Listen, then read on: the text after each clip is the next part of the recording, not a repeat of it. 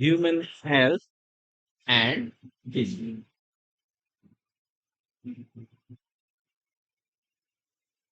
मानव का स्वास्थ्य एवं बीमारी।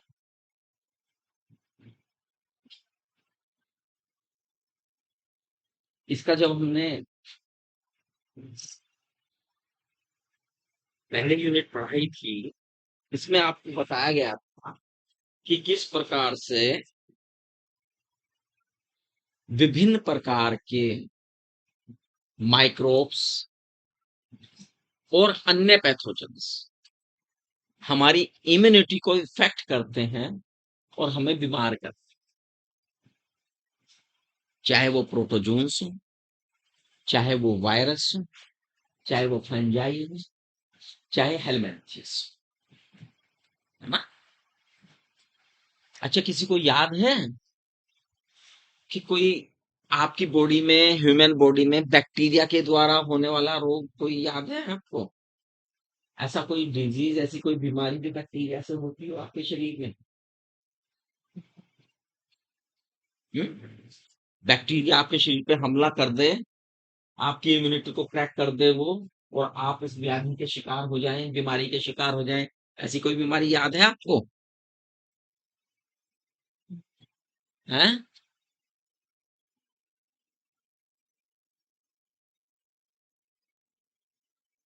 टाइफॉइड। एक, इसने कहा टाइफॉइड एक ऐसी बीमारी है जो बैक्टीरिया से होती है। बिल्कुल ठीक है, साल्मोनेला टाइफस करता है ये बीमारी, टाइफॉइड। टाइफॉइड के अलावा और कोई याद किसी को? बहुत सारी बीमारियां हैं। आप अपने आसपास की बीमारियों को सोचो जो मनुष्य को होती हैं, जनरली हो जाती हैं। इन्फेक्शंस हो जाते हैं उसे, फिर डॉक्टर उसे एंटीबायोटिक्स देते हैं इन्फेक्शन को दूर करने के लिए। हैं? मलेरिया। मलेरिया जो है किससे होता है? Causing agent of malaria is plasmodium. कौन है? And vector is female anopheles mosquito. Female anopheles mosquito. He said chikungunya. Chikungunya का कॉजिंग एजेंट है वायरस, चिकनगुनिया वायरस, है ना। एंड कॉजिंग एजेंट इज, कौन है इसका causing agent? Female aedes mosquito. Female aedes mosquito. Cough हो जाती है आपको, कफ, वो बैक्टीरियल डिजीज है। कोलेरा हो जाए, बैक्टीरियल डिजीज है। टिटनस हो जाए, बैक्टीरियल डिजीज है? निमोनिया हो जाए, बैक्टीरियल डिजीज है, बैक्टीरिया से होने वाली डिजीज है। लेप्रोसी, बैक्टीरिया से होने वाला, कोड़, लेप्रोसी मतलब कोड़, है ना, बैक्टीरिया से होने वाला रोग, है ना। ये सब बैक्टीरिया है। वायरस से भी होने वाले रोग आपके अंदर है। Different type of flu, called, है ना, chicken pox, measles, mumps, polio, किससे होने वाले रोग हैं ये? वायरस से, आप जानते हैं। अभी प्रोटोजोन से होने वाले रोग एक इसने बताया मलेरिया है, एक एमीबिक डिसेंट्री भी है। एमीबिक डिसेंट्री है। तो यानी विभिन्न प्रकार के पैथोजन हमें रोग करते हैं। वायरस से होने वाले बहुत से रोगों के प्रति हम अपनी वैक्सीन लगा के उनसे बच सकते हैं, लेकिन कुछ वायरस से होने वाले रोग ऐसे हैं जिनसे हम बच नहीं सकते। ऐसा ही एक लाइलाज बीमारी है, एड्स।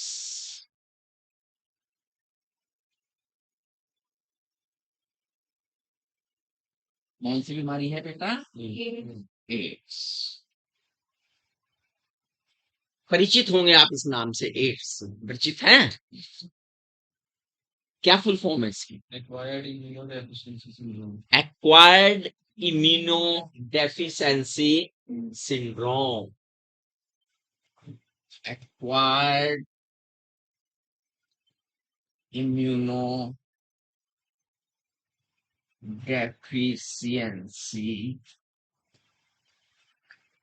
सिंड्रोम है एक ऐसा ही वायरस से होने वाला रोग है। वायरस से होती है बीमारी, एक्वायर्ड है ये, अर्जित करते। सिंड्रोम का मतलब जानते हैं क्या होता है? सिंड्रोम का मतलब है अ कलेक्शन ऑफ सिम्टम्स। बहुत सारी सिम्टम्स दिखाई देने लगे तब हम उसे सिंड्रोम नाम बोलते हैं, है ना? क्या नाम बोलते हैं? सिंड्रोम बोलते हैं। यस। एक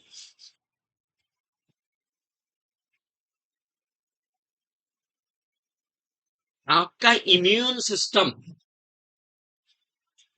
इम्यूनो इम्यून सिस्टम को इफेक्ट करता है ये। किसको इफेक्ट होता है? हमारा इम्यून सिस्टम जो है वो क्या होता है? इफेक्ट होता है, प्रभावित होता है। इम्यून सिस्टम पे हमला होता है भाई, है? कौन करता है ये हमला? कैसे होता है ये हमला? किस प्रकार से एड्स फैलता है? क्या हम इसकी रोकथाम कर सकते हैं? यही हमारे इस टॉपिक को पढ़ने का उद्देश्य है ना? ये एक वायरस के द्वारा फैलने वाला रोग है जैसे मैंने अभी बताया। और उस वायरस का नाम जानते हैं आप? क्या है? क्या नाम है? HIV। क्या नाम है बेटा? HIV। अब जैसे एड्स की फुल फॉर्म थी, HIV की फुल फॉर्म होती है, क्या फुल फॉर्म होती है HIV की? Human immuno deficiency virus.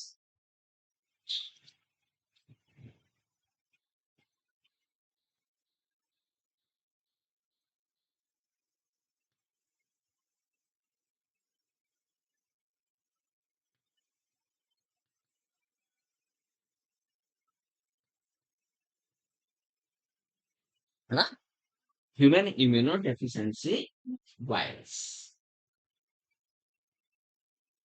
ये एक रिट्रो वायरस है। कैसा वायरस है? Retro virus. वायरस की कई श्रेणियां होती है। रिट्रो वायरस मीन्स इसका जो जीनोम है दैट इज RNA। जीनोम क्या होता है बेटा इसका? RNA। RNA होता है इसके जीनोम। आपने देखा ना वायरस के अंदर या तो DNA होता है या RNA होता है, तो इसमें कौन होता है? RNA।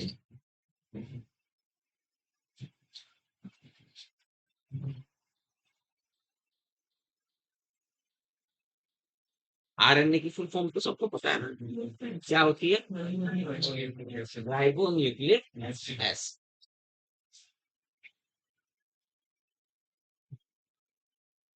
ये RNA ही रिवर्स ट्रांसक्रिप्शन करके DNA बना। ये RNA ही रिवर्स ट्रांसक्रिप्शन करके क्या बनाता है? DNA बना। ये वायरस कैसे पहुंचता है हमारे शरीर में, ये भी देखने वाली है ना? ये वायरस हमारे शरीर में कैसे पहुंचता है ये भी सोचना। सबसे पहला एड्स का जो केस था वो 1981 में मिला, US से इसका पेशेंट मिला। इंडिया में 1986 में मिला, Tamil Nadu.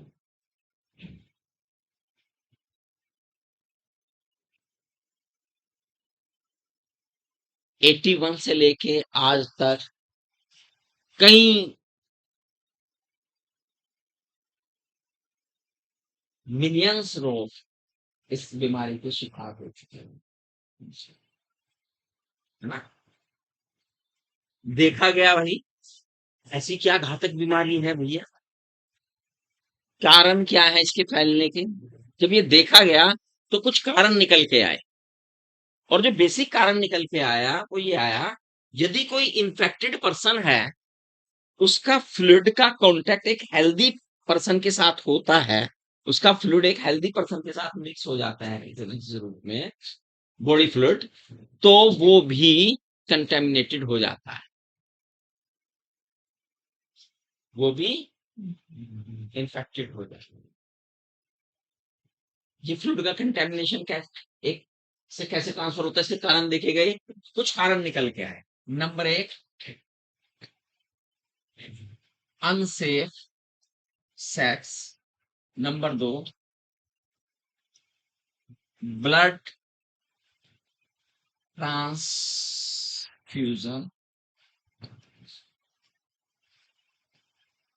needle and infected mother to fetus। कुछ कारण निकल के आए इसके, कैसे कैसे फैल।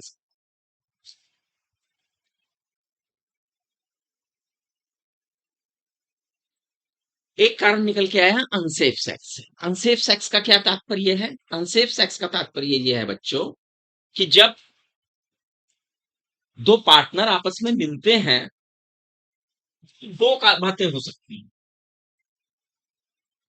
दोनों हेल्दी हो, नो प्रॉब्लम, एक इन्फेक्टेड हो, एक हेल्दी हो, तो प्रॉब्लम है ना। जो इन्फेक्टेड है, क्योंकि अनसेफ सेक्स का तात्पर्य यह है कि when we use no device to protect ourselves, तो फ्लूइड का कंटेमिनेशन होगा, फ्लूइड आपस में मिलेंगे, और फ्लूइड मिलेंगे तो उसके साथ वायरस का भी ट्रांसफर हो जाएगा, वायरस भी उस हेल्दी पर्सन में ट्रांसफर हो जाएगा। से बंद कर दे, और कोई भी पार्टनर जो हेल्दी था वो भी इन्फेक्टेड हो जाए। ऐसा प्राय उनमें होता है जिनके कई सेक्स पार्टनर्स होते हैं, उनमें ये संभावना ज्यादा रहती है। क्लियर? दूसरा है, ये बंद ही कर दो, पीछे से आएंगे बच्चे, पीछे से आया करें बच्चे, जो भी बच्चा लेट आया करे पीछे की साइड से आया करे, आगे से कोई भी आएगा। ठीक है। ब्लड ट्रांसफ्यूजन, किसी व्यक्ति को ये बीमारी है एड्स है, तो जर्म्स उसके ब्लड में है, यानी उसका ब्लड इन्फेक्टेड है, और किसी ऐसे दूसरे व्यक्ति को जो हेल्दी व्यक्ति है, उसे उसका ब्लड चढ़ा दिया जाए, तो बेचारा बिना बात में मारा गया, है ना। वो तो बिना बात में मारा गया, उसमें भी एड्स फैलने की संभावना हो जाती है, इन्फेक्टेड तो वो हो ही जाए, है ना, इन्फेक्शन उसके अंदर पहुंच गया। तीसरा है निडल का यूज। इंजेक्शन में निडल यूज होती है, आज की डेट में हम डिस्पोजेबल निडल का यूज करते हैं, यानी कि एक व्यक्ति को लगाएंगे और निडल को नष्ट कर देंगे, लेकिन पहले ऐसा नहीं होता था, एक ही निडल से डॉक्टर कई लोगों को लगा देते, है ना, एक निडल से कई लोगों को लगा देते, और जल्दीबाजी में तो होता ये था कि तरीका तो ये था कि भैया जब भी एक व्यक्ति को आपने लगाया उसे अच्छी तरह से उबालिए, निडल को उबालने के बाद क्या कीजिए, यूज कीजिए। लेकिन अब डॉक्टर साहब के यहाँ भीड़ लगी, एक इंजेक्शन लगाया, इंजेक्शन तैयार है, वही इंजेक्शन दूसरे में जरूरत पड़ गई तो भाई तू भी ले, तो तीसरा भी ले, चौथा भी ले, है ना। तो भैया, और उनमें गलती से कोई इन्फेक्टेड निकल गया, कोई भी व्यक्ति, है ना, तो क्या होगा, वो वायरस सब में ट्रांसमिट हो गया, घर बैठे रहते हैं यार, मैं तो बिल्कुल ठीक ठाक था, मुझे क्या हो गया ये, हाँ, एड्स फैल जाता। अगर कोई मदर इन्फेक्टेड है और उसके गर्भ में कोई बच्चा है, वो गर्भवती महिला है, तो उसके बच्चे को भी एचआईवी से इन्फेक्ट होने की पूरी पूरी संभावना हुई, है ना, पूरी पूरी संभावना होती। अब जनरली किन लोगों को होता है, ये तो हुए कारण, जनरली किन लोगों को होता है। नंबर एक मैंने अभी बताया, ऐसे लोग जिनके एक से अधिक सेक्सुअल पार्टनर्स होते हैं। आप कहेंगे सर ये क्या तरीका है? ये तरीका ये है बेटा, जब दो लोग घर में रहते हैं तो उन्हें पता होता है एक दूसरे की बीमारियों के बारे में, एक दूसरे की नेचर के बारे में, वो रोज मिल रहे हैं उनसे। तो अगर कोई भी उनमें चेंज आएगा तो निश्चित रूप से वो डॉक्टर के यहाँ कंसल्ट करेंगे। और जिसे आप नहीं जानते, जिसका पता नहीं है, उसकी हिस्ट्री के बारे में आप नहीं जानते, उसकी मेडिकल हिस्ट्री क्या है, then we have to come contact और close to other such as person. तो ये संभावना हो जाती है कि एड्स होने की संभावना पूरी हो। ब्लड ट्रांसफ्यूजन, हालांकि आज की डेट में जो ब्लड ट्रांसफ्यूज किया जाता है उसके ऊपर सर्टिफिकेट लगा होता है कि ये ब्लड जो है HIV और हेपेटाइटिस फ्री है, यानी उससे मुक्त है ना। लेकिन कभी कभी जनरली जल्दबाजी में भी, हालांकि डॉक्टर क्या करते हैं, अगर किसी को किसी का ब्लड देना हो तो भैया वो कहते हैं भैया 2 टेस्ट कराओ ब्लड में जल्दी से, है ना। उसका एड टेस्ट होता है और दूसरा HIV का टेस्ट होता है कि भैया कोई बीमारी तो नहीं है, कभी ये हेल्थी पर्सन को लग जाए। आपने देखा कि पीछे डेंगू फैला, और डेंगू फैलने में तो भैया ब्लड चाहिए। कुछ पेशेंट ऐसे भी हुए कि जिन्हें क्या चाहिए, ब्लड। है, ये तो पिक्चरों में ही होता है कि एक का ब्लड उतरा और डायरेक्ट दूसरे को चढ़ गया, है ना। तो चेक ना हो तो नहीं चलता, तो पहले चेक किया जाता है। ब्लड ट्रांसफ्यूजन सबसे ज्यादा ये फैलता किन में है? जो नशाखोरी करते हैं। क्या करते हैं? और नशे में कैसा नशा लेते हैं? सिरिंज वाला नशा लेते हैं। जो नशाखोर व्यक्ति होते पड़े रहते हैं, एक सिरिंज से एक ने लिया नशा, उसी से फिर किसने लिया, दूसरे से, फिर ऐसे क्रॉस होता, सबसे ज्यादा फैलता है इससे, जो नशाखोर वाले हैं, ना।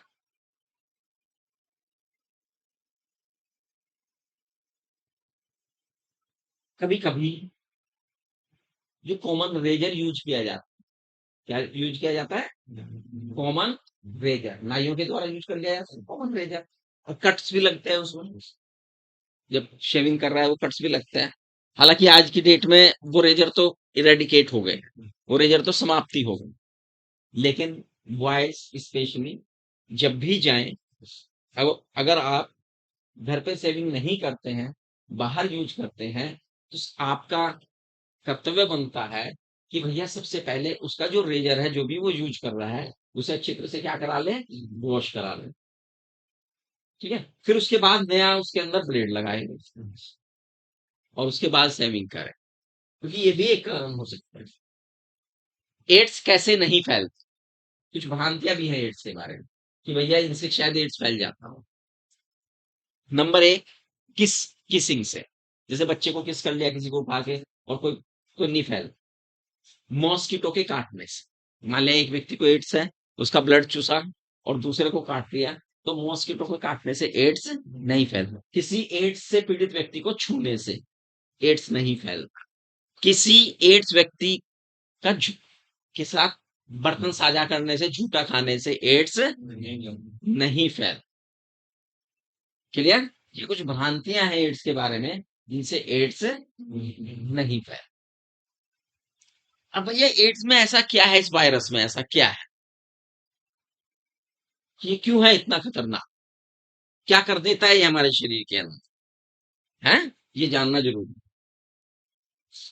तो भैया जो एड्स का वायरस है, ये हमारी बॉडी को जब इन्फेक्ट करता है, तो जो हमारे मैक्रोफैगोसाइट्स हैं, कौन है, मैक्रोफैगोसाइट्स हैं, उनके अंदर घुस जाता है।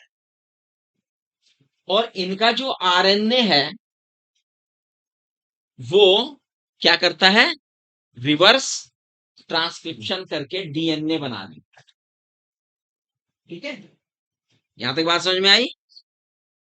एड्स विषाणु का RNA क्या करता है, रिवर्स ट्रांसक्रिप्ट। RNA से RNA ही बनना चाहिए, लेकिन ये रिवर्स करता है उल्टा। तो जब रिवर्स ट्रांसक्रिप्शन करता है तो RNA से क्या बनेगा, DNA बनेगा, DNA बन जाता है। अब ये जो DNA है, वायरस का DNA, जो मैक्रोफेज सेल है उसके DNA के साथ जुड़ जाता है, उसे कंट्रोल में ले लेता है। ठीक, और कंट्रोल में लेके जो एड्स वायरस है उसे क्रिएट करवाता है। देखो कितनी चालाकी करी। सेल किसकी?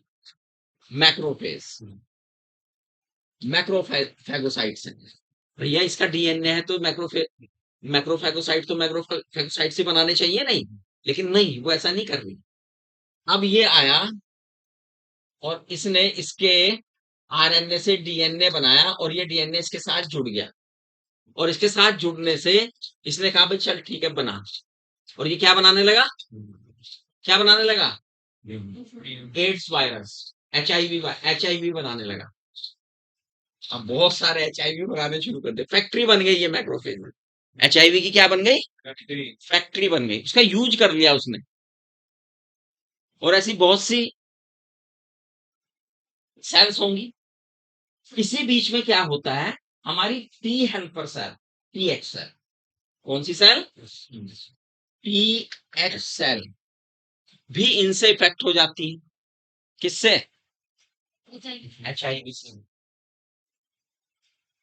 और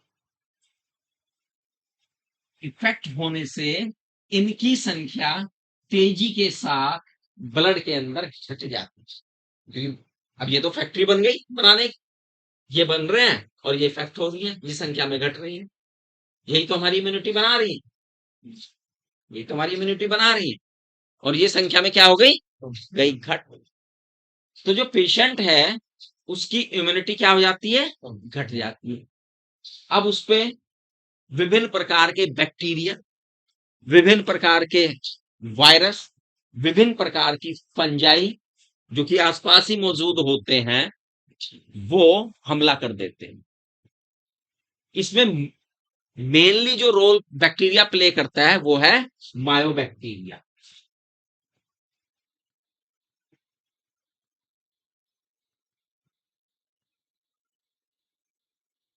ये हमला करता है तेजी के साथ। और एक प्रोटोजोन है टॉक्सोप्लाज्म, टॉक्सोप्लाज्म।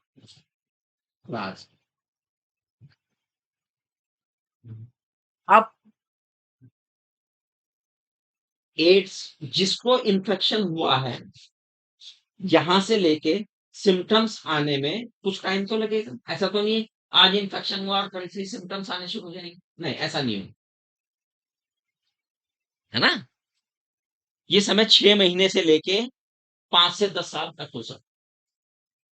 6 महीने से लेके 5 से 10 वर्ष तक हो सकता है। ये डिपेंड करता है कि भैया जो एचआईवी इन्फेक्ट हुआ है कितना टाइम ले रहा है उसकी इम्यूनिटी को तोड़ने में, ये कम सब काम करने में, है ना। 6 महीने से 5 से 10 साल का समय भी लग सकता है, मिनिमम 6 मंथ। होगा क्या? उस व्यक्ति को सिम्टम्स आने शुरू हो जाएंगे, nausea, vomiting type, fever, diarrhoea, है ना, वेट लॉस, ऐसे सिम्टम्स आने शुरू।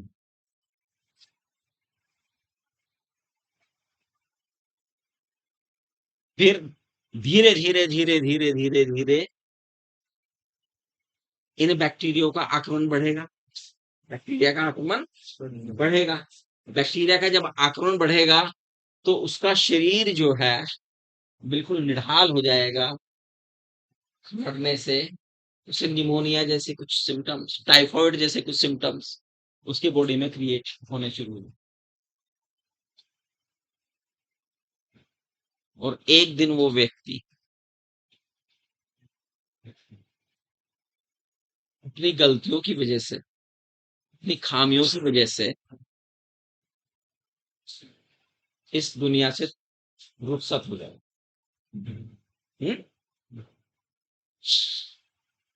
Death, ultimate result. Ultimate result क्या है?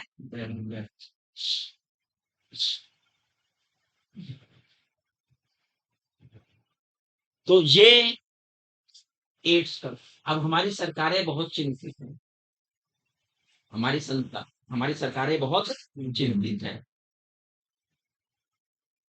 WHO, वर्ल्ड हेल्थ बहुत चिंतित है इस बीमारी को विश्व भर में फैलने से फैलाने के लिए, है ना? क्योंकि इसकी जो जितने भी फैलने के कारण हैं उन्हें हम रोक नहीं सकते हैं किसी भी कीमत, क्योंकि वो नेचुरल प्रक्रियाएं हैं, प्राकृतिक प्रक्रियाएं। हमें ब्लड ट्रांसफ्यूजन की भी जरूरत पड़ती है, हमें लाइफ पार्टनर की भी जरूरत पड़ती है, हमें निडल लगाने की भी जरूरत पड़ती है, और एक माँ तो बच्चे को जन्म देने के लिए है ही। इन प्रक्रियाओं को रोक नहीं, मतलब अब इसका कोई इलाज भी नहीं है आज की डेट तक। अभी तक एड्स का कोई ऐसा प्रभावी इलाज नहीं आया है कि हम एड्स को कोई वैक्सीन बना सके, रोक सके, केवल बंद कर सके, क्योर कर सके, यानी इसका इलाज कर सके, केवल थोड़ा सा हम रोकथाम कर सकते। क्या कर सकते हैं भाई? रोकथाम कैसे कर सकते हैं? सब सेकेंडरी सिम्टम्स जो दिखाई देते हैं उनकी उनका इलाज चलता है। जो सेकेंडरी सिम्टम्स दिखाई देते हैं उनका इलाज चलता रहता है। इसे थोड़ा सा प्रलोंग कर लेते हैं, हम लंबा कर लेते हैं उसे, व्यक्ति को, कि भाई तू थोड़ा और जी लेगा। तो 1 दिसंबर को, 1 दिसंबर को क्या मनाया जाता है? विश्व एड्स दिवस मनाया जाता है। क्या मनाया जाता है? विश्व एड्स दिवस मनाया जाता है। आपने देखा होगा लाल रिबन का निशान होता है इसमें। इस बीमारी का व्यापक प्रचार और प्रसार किया जाता है लोगों के बीच में, है कि भैया ये बीमारी है, ऐसे आप बच सकते हैं। तो बचाव ही उपाय है। Prevention is better than cure, एक कहावत है ना, इलाज से अच्छा परहेज है। परहेज रखिए, है ना? हमारा जो है वो कहता है use condom when you go for sex, क्योंकि इससे मैंने कहा फ्लूइड का मिक्सचर नहीं होगा, फ्लूइड नहीं मिलेगा आपस में, तो इससे हम बच सकते हैं। Habit single partner, single partner habit. Blood transfusion में सर्टिफिकेट देख के ब्लड ट्रांसफ्यूजन कराइएगा, हर बार नई सिरिंज का यूज करके कराइएगा, ठीक है? और मदर का टेस्ट करा लीजिएगा, प्रेगनेंसी टेस्ट, कि भाई फीटस को ये बीमारी तो नहीं है ना? और देखो अगर नहीं, अगर बीमारी पहुंच गई है बच्चे में, तो क्या है ये बीमारी? इलाज है ना, इलाज तो नहीं है ना इसका कुछ। तो ऐसे केस में फिर जो चिकित्सक सलाह दे वो उस पेरेंट्स को मान लेनी चाहिए, है ना? तो इस प्रकार से बच्चों हम एड्स से बच सकते हैं। हाँ, एड्स के पेशेंट से हमें घृणा नहीं करनी, हेट नहीं करनी, अरे इसे एड्स है, इसे हेट करो, इसे दूर रखो, क्योंकि मैंने बताया किन कारणों से नहीं फैल। उसे सिंपैथी की जरूरत होती है। उसे किसकी जरूरत होती है? सिंपैथी की जरूरत होती है। अगर आप सिंपैथी रखिए उसके पर, तो वो जी जाए, लंबा जी, ठीक है? तो समझ में आया ऑल अबाउट एड्स? चलिए,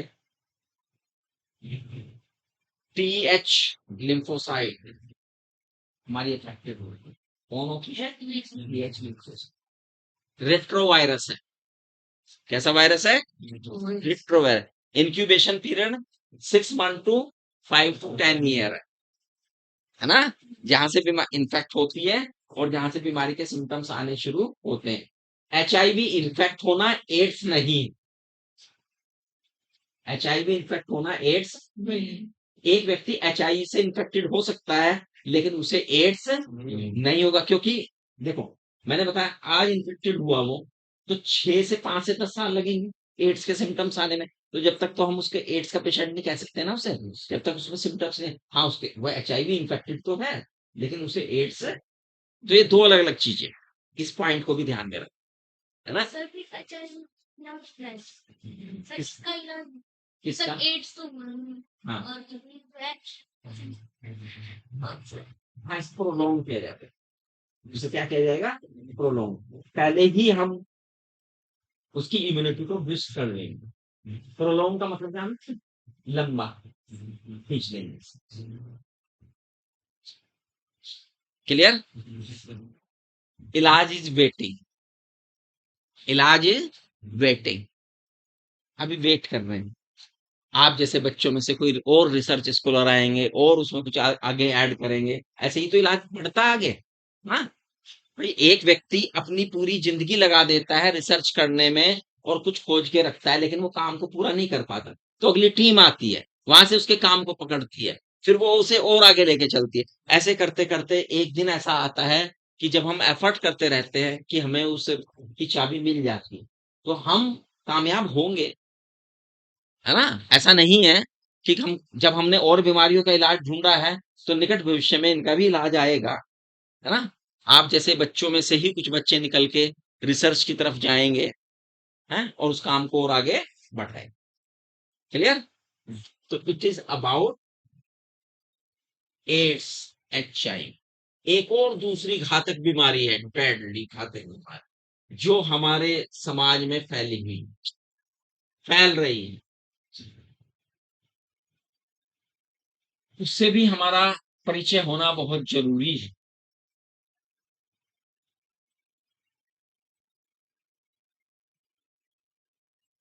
से भी हमारा परिचय होना जरूरी है।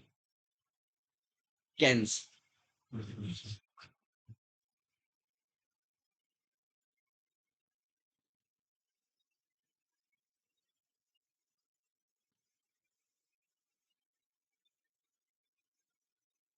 ये भी एक घातक बीमारी है, डेडली, है ना। प्रतिवर्ष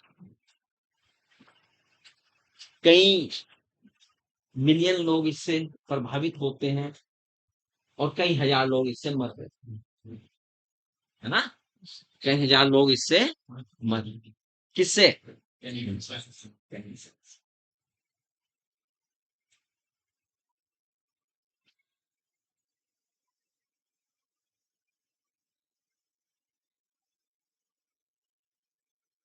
क्या है कैंसर, कैसे हम इससे बच सकते हैं, 100% बच सकते हैं, और कैसे हम इसे अपने अंदर फैला सकते हैं, है ना। आपकी, इसमें आपकी जीवन शैली बहुत महत्वपूर्ण है, कैसी जीवन शैली जीते हैं, क्या खाते पीते हैं, कैसे खाते पीते हैं, कैसे रहते हैं, ये बहुत जरूरी है ना। अगर कोई चीज हेरिडिटरी नहीं है, अनुवांशिक नहीं है, केवल बाहर से ही आपके भीतर आ रही है, तो उससे तो बचा जा सकता है। हाँ भाई, अनुवांशिक हो वो मजबूरी हो जाती, अनुवांशिक हो वो मजबूरी हो सकती, इसलिए मैंने कहा 100% वाली बात, और कोई बात नहीं। तो भैया, हमारी जो सेल हैं, उनका ग्रोथ और उनका डिफरेंशिएशन पे जो कोऑर्डिनेशन और रेगुलेशन है, वो बहुत ही स्ट्रांग होता है, वो बहुत ही क्या होता है, स्ट्रांग होता है। लेकिन इन केस ऑफ कैंसर, ये कंट्रोलिंग, ये रेगुलेशन हट जाता है। क्या होता है? हट जाता, हट जाता है। जो हमारी, ठीक है ना, सेल के ऊपर कंट्रोलिंग है, वो क्या होती है, कमजोर पड़ जाती है, कम हो जाती है, खत्म हो जाती है। दूसरा, हमारी सेल के अंदर एक नेचर होती है कॉन्टैक्ट इनहिबिटेशन की। किस, क्या नेचर है? कॉन्टैक्ट इनहिबिटेशन। क्या है भैया ये नेचर?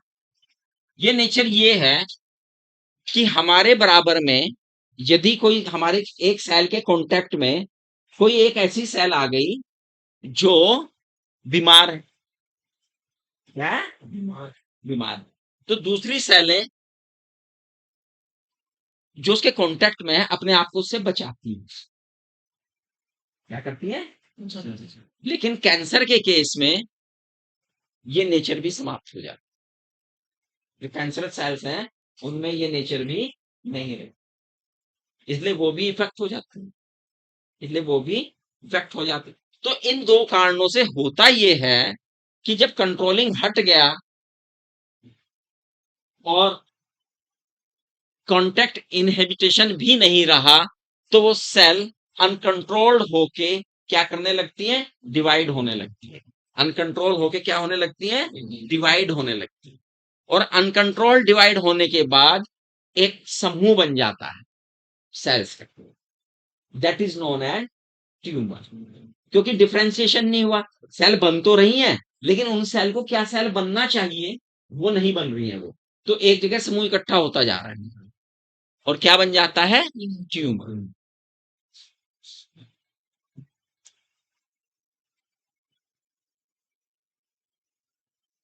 और ये ट्यूमर होते हैं दो प्रकार।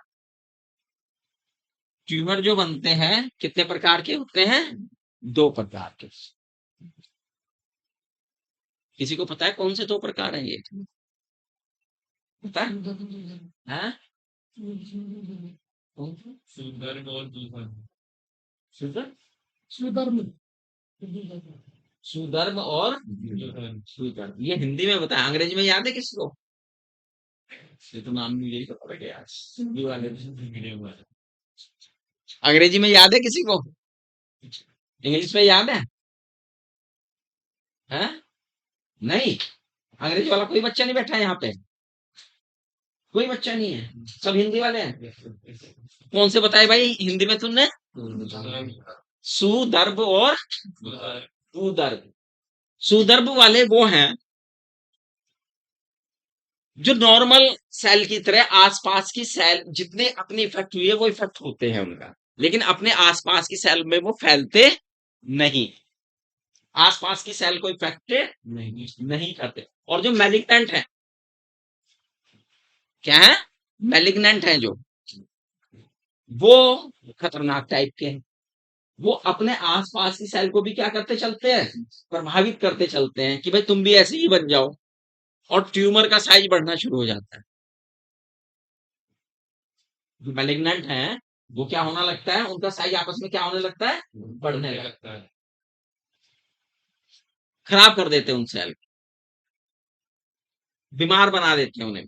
और एक और प्रॉब्लम इसमें आती है, ये तो होता ही होता है, अब ये सेल जो है ब्लड के द्वारा शरीर के दूसरे हिस्सों में पहुंच जाती है, और जहां पे भी रुकती है वहां पे भी यही काम शुरू कर देती है, मेटास्टेसिस। क्या है ये, मेटास्टेसिस शुरू हो जाता है, ये खतरनाक स्थिति, वहां पे भी ट्यूमर बनने शुरू। अब उस व्यक्ति में इतने ट्यूमर बनने शुरू हो जाते हैं और इतना अनकंट्रोल्ड ग्रोथ हो जाती है कि भैया उस व्यक्ति का जीना दुर्भर हो जाता है ना, वो फिर अपना प्रभाव दिखाना शुरू कर देते हैं।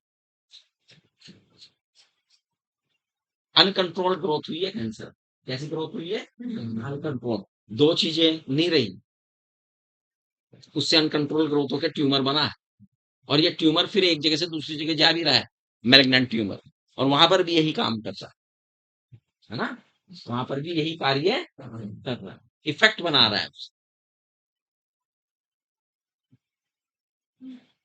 है ना, कैंसर को। अब डिटेक्ट कैसे करें भाई कैंसर है किसी व्यक्ति, किसी व्यक्ति को कैंसर है तो क्या करें,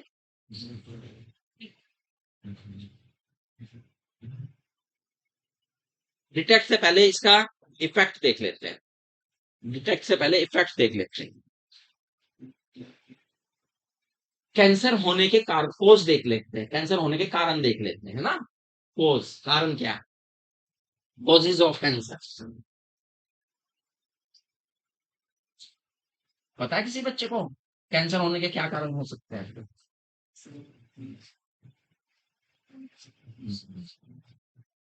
ये कारण फिजियोलॉजिकल, केमिकल एंड बायोलॉजिकल, है ना, तीन तरह से हो सकते, क्या हो सकते हैं, physiological, physiological, chemical and biological, तीन तरह के कारण हो सकते हैं भाई ये। फिजियोलॉजिकल कैसे या फिजिकल कैसे, फिजिकल, फिजियोलॉजिकल नहीं, फिजिकल है, सॉरी ये। फिजिकल कैसे हो सकते हैं भैया? फिजिकल ऐसे हो सकते हैं, कोई भी रेडिएशन, क्या चीज? रेडिएशन, चाहे वो आयनिक रेडिएशन हो, चाहे वो नॉन आयनिक रेडिएशन हो। रेडिएशन आयोनिक और नॉन आयोनिक।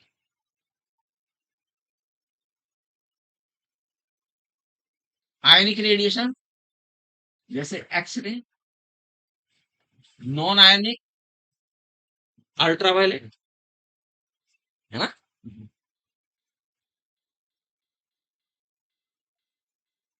ये रेडिएशन पड़े हमारी सेल्स के ऊपर, तो उस सेल्स को क्या कर सकते हैं? अनकंट्रोल्ड ग्रोथ की तरफ धकेल सकते, उस पे से नियंत्रण हटवा सकते हैं, है ना? वो कैंसरस बन सकती है सेल, वो सेल क्या बन सकती है? कैंसरस बन सकती है ना? केमिकल में अभी इस बच्ची ने बताया, जो केमिकल हमने अब तक देखा है मोस्ट में, टोबैको जो होता है ना, टोबैको,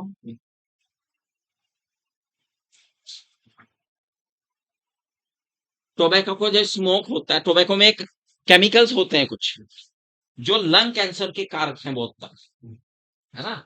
तो ये केमिकल तो है और बहुत से कारक। एनसीईआरटी केवल एक ही केमिकल को नाम ले रही है, तो इसलिए मैंने उसी केमिकल का नाम बताया, टोबैको के अंदर, है ना?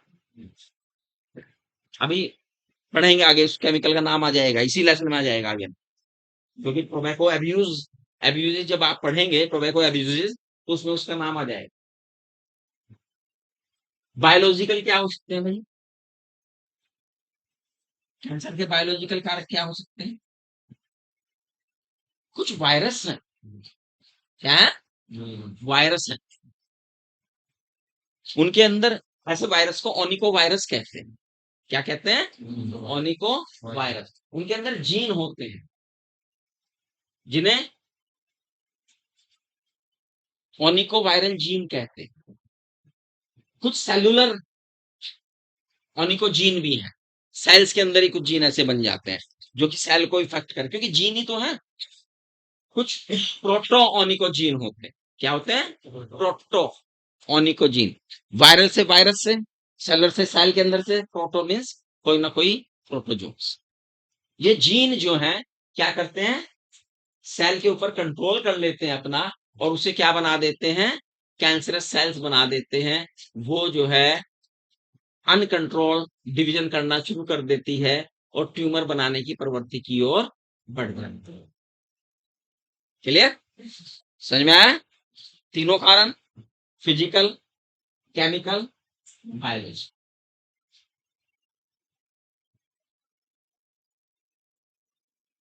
जो आप लोग देखते हैं ना, न्यूज पढ़ा कीजिए ध्यान से, जो प्लास्टिक की पन्नियों में सामान लाते हैं ना घर में खाने पीने का, टच करते हुए लाते हो ना, सरकार कितनी सख्त हुई थी, पन्नियां बंद करें, पॉलीथीन बंद करो, क्योंकि दुकानदार फिर सस्ती सस्ती पन्नी लेने की कोशिश करता है ना? तो ये भी एक बहुत बड़ा कारण है कैंसर की तरफ। मैंने देखा लोग चाय लेके जाते हैं पन्नी के लिए, दुकानदार चाय डाल रहा है, वो लोग ले रहे हैं। हाँ? लेनी है तो कुल्हड़ में लो भाई, कुल्हड़ में चाय पी, क्या किया? कुल्हड़ में चाय पी लो भाई, कुल्हड़ सही है ना? कागज के जो गिलास आते हैं वो सही है, थर्मोकोल भी सही नहीं है कागज वाले, या तो कुल्हड़ हो, that is better, that is better, कोई अच्छी, और कुछ अच्छा नहीं है।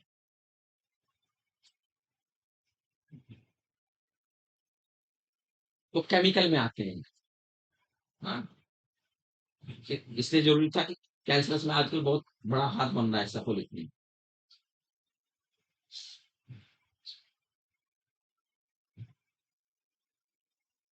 अब आता है भाई इसका डिटेक्शन, कैंसर कैसे डिटेक्ट हो, कैंसर को डिटेक्ट कैसे कर, हैं? डिटेक्शन ऑफ कैंसर कैसे हो सकता है भैया? इसे डिटेक्ट करने के लिए बायोप्सी कर सकते हैं, हिस्टोपैथिकल एग्जामिनेशन है, blood bone marrow examination, blood bone marrow examination है, मोलिकुलर बायोलॉजी का हेल्प लेके हम कर सकते हैं इसे, मोलिकुलर बायोलॉजी की हेल्प लेकर हम इसका डिटेक्ट कर सकते हैं। सबसे पहले हम देखते हैं किसमें, बायोप्सी। बायोप्सी में हम क्या करते हैं, बायोप्सी में हम एक टुकड़ा लेते हैं, उसे माउंटिंग करके इलेक्ट्रोस्कोपिकली उसका एग्जामिनेशन करते हैं और उसमें देखते हैं कि भैया कैंसर सेल है या नहीं। ऐसे ही पैथोलॉजिकल, जो पैथोलॉजिस्ट ये काम पैथोलॉजिस्ट करते हैं, पैथोलॉजिस्ट के द्वारा किया जाता है। ब्लड वगैरह में अगर ल्यूकीमिया वगैरह है, सेल को काउंट के नंबर बढ़े हुए हैं, तो ब्लड और बोन मैरो से किया जाता है। हा? इसके अलावा और कहीं से किया जाता है, रेडिएशन का भी यूज लिया जाता है। किसका यूज लिया जाता है, रेडिएशन का। आपने देखा होगा कि जब आप कोई डॉक्टर होता है कि भाई कहता है इसका क्या कराओ, दो चीजें आजकल मशहूर हो रही है, क्या क्या है, बायोप्सी, ये तो हो गया एनालिसिस, पैथोलॉजिकल एनालिसिस हो गया। अब हम आ रहे हैं मशीनों के ऊपर। टीएलसी वो ब्लड पैथोलॉजी में ही है, टीएलसी का है, हाँ वो तो उसमें आ गया। अब डॉक्टर एक मशीन, कहते हैं एक मशीन के अंदर, आपने देखा टेस्ट होता है, एक मशीन के अंदर गुजारते हैं, जैसी मशीन होती है उसके अंदर पेशेंट जाता है, क्या होती है वो, सीटी,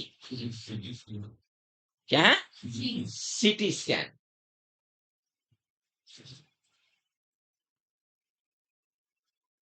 computed tomography, computed टोमोलॉजी।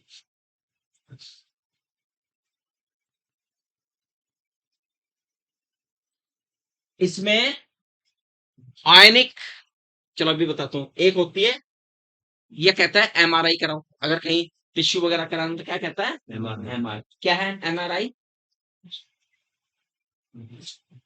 Magnified, magnified resonance image, magnified resonance image,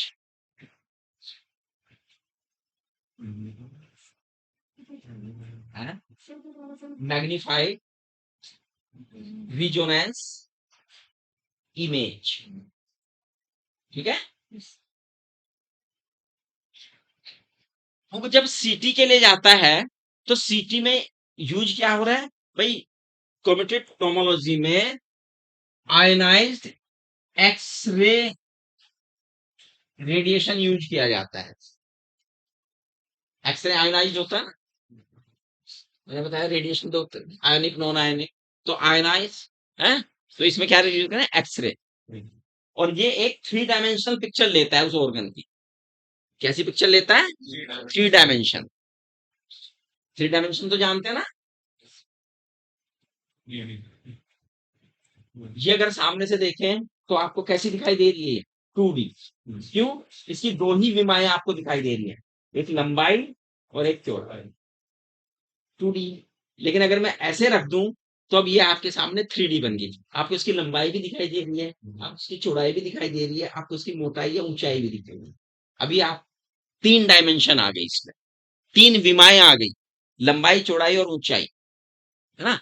ऐसा चित्र जिसमें 3 विमाएं दिखाई दे जाए तो क्या है वो, 2 दिखाई दे जाए तो क्लियर। तो इसमें 3D पिक्चर बनती है।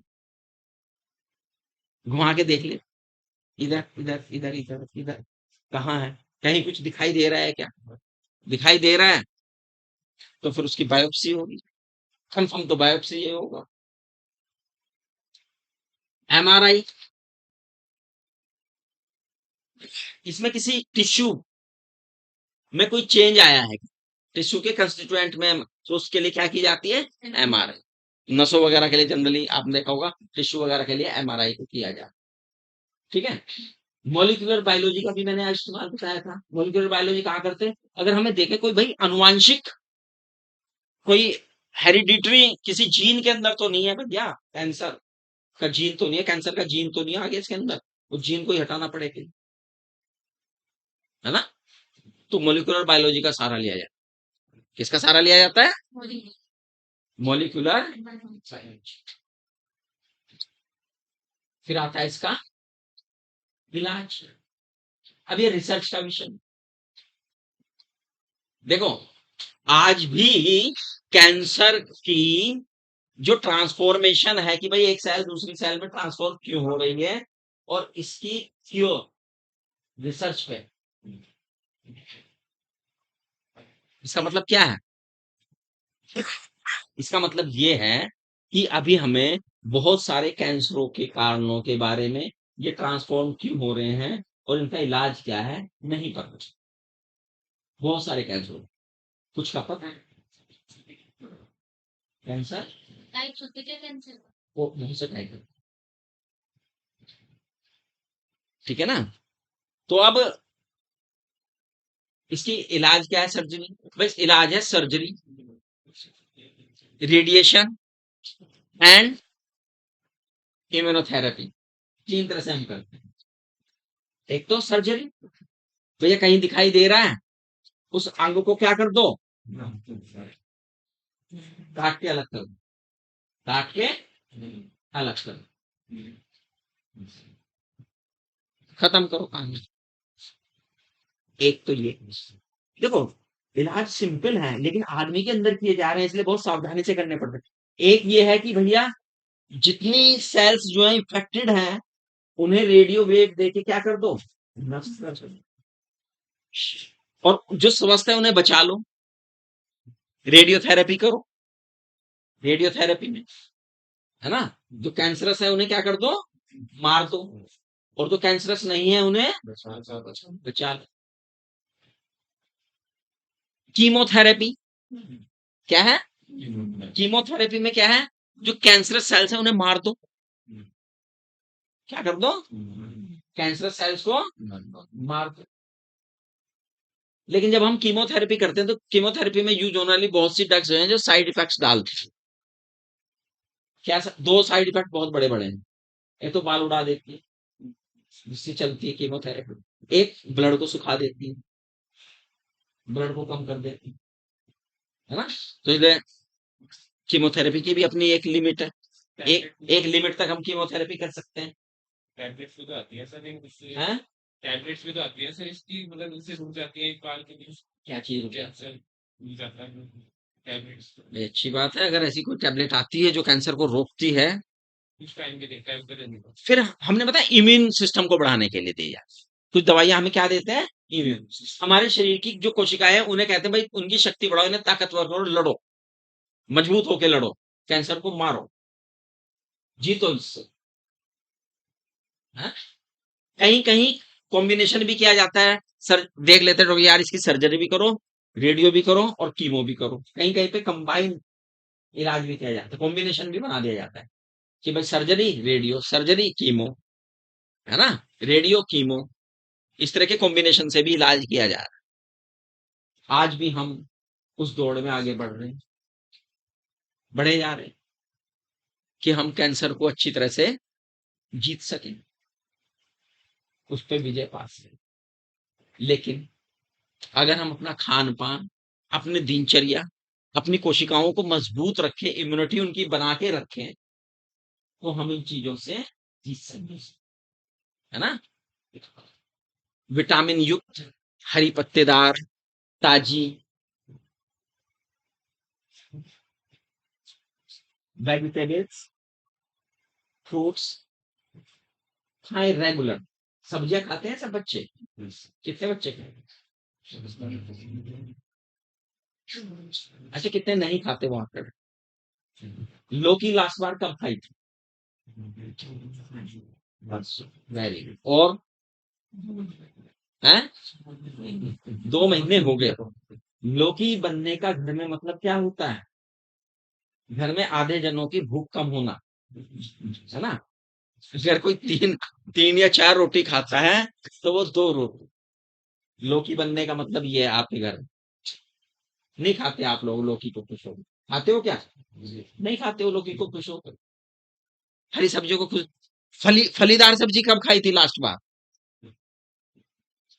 कोई फलीदार सब्जी का नाम बताओ जो लास्ट बार आपने खाई हो। याद नहीं है तुमको, है ना? याद नहीं है। तो जब तुम्हें फलीदार सब्जी नहीं खाई तुमने, तो कैसे तुम ये अपने आप को मान रहे हो कि स्वस्थ रह लोगे? कहाँ रहोगे स्वस्थ? एक तो सब्जियां कम, ऊपर से तुम्हारी चॉइस उसमें भी सिलेक्टिव। तो भाई आपकी माता जी करें तो क्या करें? बाल नोच के बना दे तुम्हारे। हैं? रोज लड़ाई होती है तुम्हारी घर पे अपन, इसी बात के ऊपर सुबह शाम। एक झटका तो इसी बात पे लगता है कि बना क्या है। एक इश्यू तो यही रहता है घर में कि बनाया क्या। भैया हरी सब्जियां खाओ जितनी खा सकते हो, है ना? छोले खाओ, मैं ये नहीं कहता।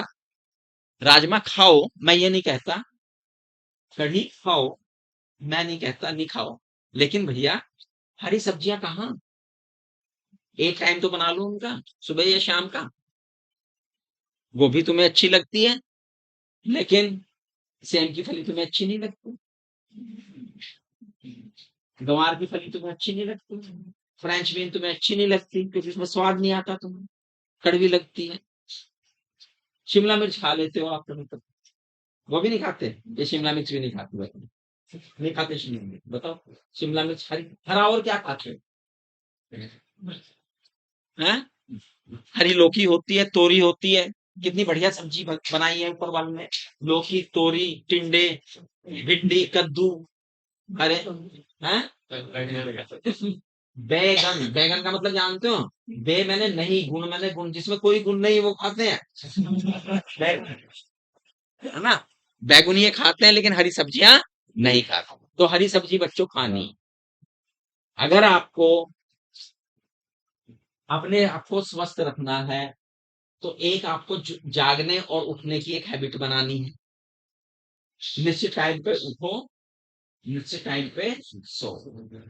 खाने पीने का निश्चित समय रखो। पढ़ने के बहाने के चक्कर में सब कुछ चीज ना भूल जाओ, या उसे मिस मिस कर दो। पढ़े तो आपसे पहले भी ये लोग, तुम्हें कोई नारे थोड़ा ना पढ़ रहे हो, है ना? पढ़ने के चक्कर में रोज दौड़ नहीं लगा सकते तो भैया कुछ थोड़ा होता खेल लिया करो। बैडमिंटन ही खेल लिया करो, वो जरूरी है। रस्सा ही कूद लिया करो, जंपिंग कर लिया करो एक जगह पे खड़े होके, है ना? वो मस्त है। एक कोई मौसमी फल, कोई भी, जरूरी नहीं कि वो फल वही हो। नहीं, जो सबसे महंगा फल है वही मौसमी फल होता है, बाकी फल नहीं होते, नहीं, है ना? देखो नेचर है, नेचर अपने तरीके का फ्रूट जो है उस सीजन में बनाता है। अगर समर शुरू हुई है तो सकुलेंट फूड भी शुरू है। खरबूजा भी शुरू होगा, तरबूज भी शुरू होगा, है ना? आलू बुखारे भी आएंगे, सकुलेंट अंगूर भी आएंगे, संतरा भी आएगा, आम भी आएगा। सकुलेंट फ्रूट अपने आप आ जाते हैं, है ना?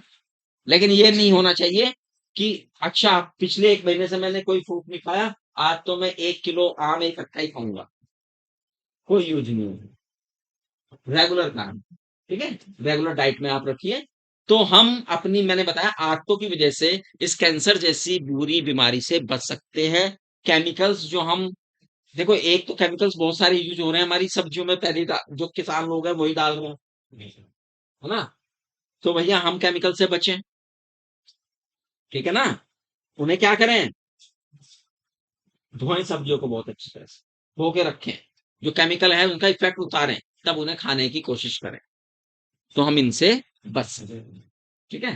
तो दो बीमारियां आज आपने देखी आपके भीतर ना पनपे, उनका बचाव देखा आपने, है? आपका क्योर कैसे है, सोसाइटी में आपका क्या रोल हो सकता है इन बीमारियों के प्रति, उसे भी आपको जानना चाहिए।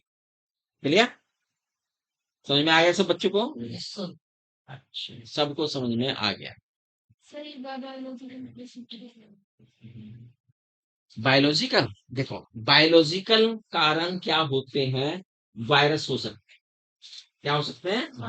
वायरस के जो जीन होते हैं वो कैंसरस सेल को कैंसरस कर सकते हैं। मैंने देखा ना वायरस क्या होता है कि उस सेल के ऊपर ही कब्जा कर लेते हैं, उसके जीन उस सेल के साथ ओवरकम कर लेते हैं और अपना काम कराना शुरू कर देते हैं। वो वायरस भी हो सकते हैं। कुछ जो सेलुलर भी हो सकते हैं, कुछ सेल में ही ऐसे जीन आ जाए या ऐसा जीन बन जाए, उसमें म्यूटेशन हो जाए कि वही कैंसरस होनी शुरू हो जाए और फिर और सेलों को भी कर ले। कुछ प्रोटोजून्स के भी ये कारण हो सकते हैं। तो इसलिए मैंने कहा ये जो ऑन्कोजेनिक कारण है ये 3 तरह से हो सकते हैं। सेलुलर हो सकते हैं, वायरल हो सकते हैं, प्रोटोजोनल हो सकते हैं। यही बायोलॉजिकल है ना? क्लियर है? समझ में आ गया? क्या नाम तुम्हारा? किशोरी? ईशा गौतम, बैठो, वेरी गुड। तेरा नाम? अंशुल। अंशुल बेटा एक बात बताओ जरा, हमारी समझ में नहीं आ रही।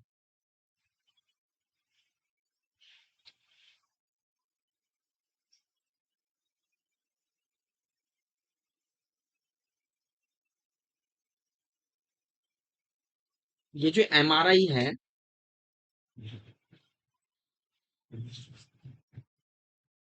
इसमें कौन सी रेज यूज की जाती है? एमआरआई में कौन सी रेज होती है? एमआरआई होती है ना, कौन सी रेज होती है? अल्ट्रावायलेट रेज होती है। किसमें होती है? और सीटी स्कैन में कौन सी रेज होती है? X rays. ठीक है ना? एक्स रेज आयनाइज हैं या नॉन आयनाइज रेज? आयनाइज। ये छोटे छोटे पॉइंट याद रखने, इन पे भी प्रश्न बनेंगे ना, इन पे भी प्रश्न बनेंगे। बड़े बड़े पे तो बनेंगे ही, छोटे छोटे पॉइंट पे भी प्रश्न बनेंगे, इसलिए ध्यान में रखनी है बात। ठीक है?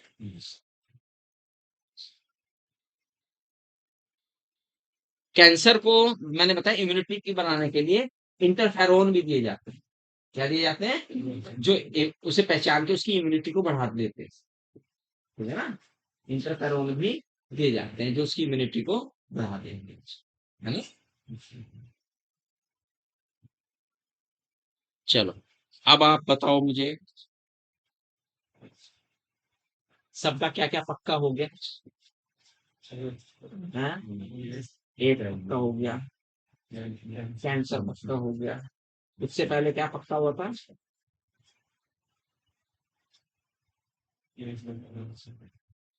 लोकोमोशन एंड मूवमेंट पक्का हो गया है? हो गया पक्का। लोकोमोशन एंड, उससे पहले क्या पक्का हुआ था? सर हमारा परिवार in human life microbes in human life, हाँ ये पक्का हो गया था। अभी अभी ताजा ताजा क्या पक्का हुआ था वो?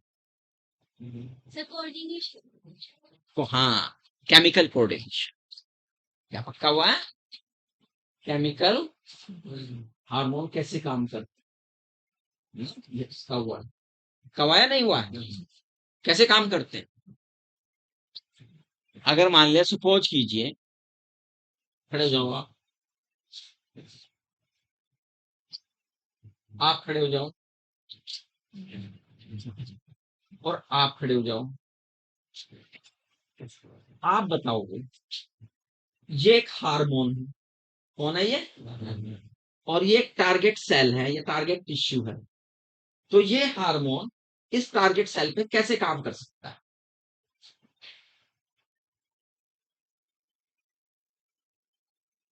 ये तो समझाया था हमने, समझाया था।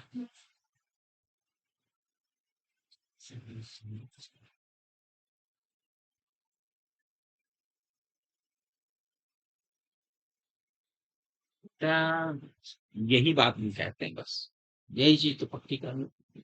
ऐसे ही पढ़ना, बायोलॉजी को पढ़ना है तो प्रैक्टिकली समझना पड़ेगा। क्या करना पड़ेगा? प्रैक्टिकली समझना आना नहीं। इनमें से एक बच्ची तो बताएगी, तो बता देगी। Very good. हाँ बताओ, बैठ जाओ। सबसे पहले तो ये पता होना चाहिए हमें कि हार्मोन कहाँ जाएगा, कहाँ ऊपर या नीचे, मेम्ब्रेन बाउंड है या इंटरसेलुलर। तो बिल्कुल रिसेप्टर साइट पे जाएगा, कहाँ जाएगा अपने, रिसेप्टर साइट। और रिसेप्टर साइट पे जाके क्या कर लेगा, कॉम्प्लेक्स बना लेगा। क्या बना लेगा, रिसेप्टर है, रिसेप्टर क्या है, एक तरह की स्पेसिफिक प्रोटीन है जो उसी हार्मोन्स को पकड़ेगी जिसके लिए वो बनी है, किसी एरा गैरा दूसरे हार्मोन्स को वो नहीं पकड़ेगी। तो क्या बना लेगी, कॉम्प्लेक्स बना, मिलके क्या बना लेंगे, कॉम्प्लेक्स। कॉम्प्लेक्स बन गया, उसके बाद क्या करेगा, क्या भेजेगा ये, सेकेंडरी मैसेंजर। अगर ये मेम्ब्रेन बाउंड है तो क्या भेजेगा ये, सेकेंडरी मैसेंजर। ये सेकेंडरी मैसेंजर क्या हो सकते हैं, एएमपी हो सकता है, एडिनोसिन मोनोफॉस्फेट, कैल्शियम आयन हो सकते हैं, IP3 हो सकते हैं। ये मैसेंजर क्या करेंगे, बायोकेमिकल चेंज, क्या करेंगे, बायोकेमिकल चेंज, और बायोकेमिकल चेंज से आएगी फिजियोलॉजिकल रेस्पॉन्स, फिजियोलॉजिकल रेस्पॉन्स। ये बात बताई थी मैंने, और इतनी याद रखनी है, ये सीक्वेंस याद रखनी है, हार्मोन, रिसेप्टर, कॉम्प्लेक्स, अगर वो भारी है तो सेकेंडरी मैसेंजर, बाहर नहीं है तो सेकेंडरी मैसेंजर नहीं बनेगा, फिर बायोकेमिकल चेन, और फिर फिजियोलॉजिकल रेस्पॉन्स। ठीक है, और अगर अंदर जाएगा तो भैया वो रिसेप्टर अंदर जाके रिसीव होगा, कॉम्प्लेक्स में न्यूक्लियर के साथ बनेगा, है, फिर उसके बाद क्या करेंगे वो, क्या करेंगे वो, उसके बाद बायोकेमिकल चेंज आएगी जब उसके जीनोम के साथ जुड़ जाएगा, और फिर फिजियोलॉजिकल रेस्पॉन्स। ये दो रास्ते मैंने बताए थे, और ये याद रहने थे। ठीक है, तो ठीक है, कैंसर और एड्स को आप आज अच्छी तरह से पढ़ेंगे, घर पढ़ के आएंगे, कल बहुत सारा सुनूंगा मैं इन दोनों के बारे में, इसलिए सब बच्चे पूरा एक एक लाइन को याद करके लाएं और टाइम से आए। कभी सोचे सर तो पहले पढ़ा लेंगे, पहले सुन लेंगे, हम बाद में चलें, सुनने सुनाने से बच जाएंगे, मैं बाद में भी सुन सकता हूँ, ठीक है ना, सुनाना सबको है, बंद कर दो।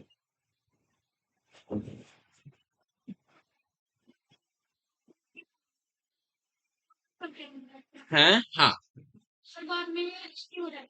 एक्टिव हो